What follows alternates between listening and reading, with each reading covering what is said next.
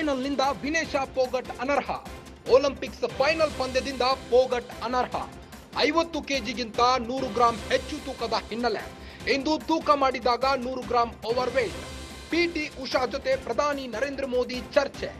IOA ಅಧ್ಯಕ್ಷೆ PT Usha ಜೊತೆ ಪ್ರಧಾನಿ ನರೇಂದ್ರ ಮೋದಿ ಚರ್ಚೆ.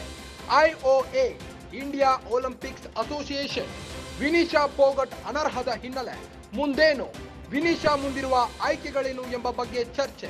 ಪಿಟಿ ಉಷಾ ಬಳಿ ಮಾಹಿತಿ ಪಡೆದ ಪ್ರಧಾನಿ ನರೇಂದ್ರ ಮೋದಿ ಮುಂದಿನ ಆಯ್ಕೆಗಳ ಬಗ್ಗೆ ಯೋಚಿಸಿ ಅಂತ ಸಲಹೆ.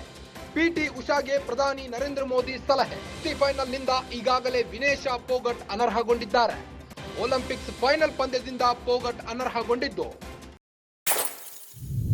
ಮೊದಲ ಬಂಗಾರದ ಪದಕವನ್ನ ಮಿಸ್ ಮಾಡಿಕೊಂಡಿದ್ದಾರೆ. 50 ಕೆಜಿಗಿಂತ 100 ಗ್ರಾಂ ಹೆಚ್ಚು ತೂಕದ ಹಿನ್ನೆಲೆ ಇಂದು ತೂಕ ಮಾಡಿದಾಗ 100 ಗ್ರಾಂ ಓವರ್ ವೇಟ್ ಕಂಡು ಬಂದಿದೆ. ಈ ಹಿನ್ನೆಲೆಯಲ್ಲಿ ಕುಸ್ತಿ ಫೈನಲ್ನಿಂದ ವಿನೇಶಾ ಫೋಗಟ್ ಅನರ್ಹಗೊಂಡಿದ್ದರು. ಪಿಟಿ ಉಷಾ ಜೊತೆ ಪ್ರಧಾನಿ ನರೇಂದ್ರ ಮೋದಿ ಚರ್ಚೆ ನಡೆಸಿದ್ದಾರೆ. ಐಒಎ ಅಧ್ಯಕ್ಷೆಯಾದ ಪಿಟಿ ಉಷಾ ಜೊತೆ ಪ್ರಧಾನಿ ನರೇಂದ್ರ ಮೋದಿ ಚರ್ಚೆ ನಡೆಸಿದ್ದಾರೆ.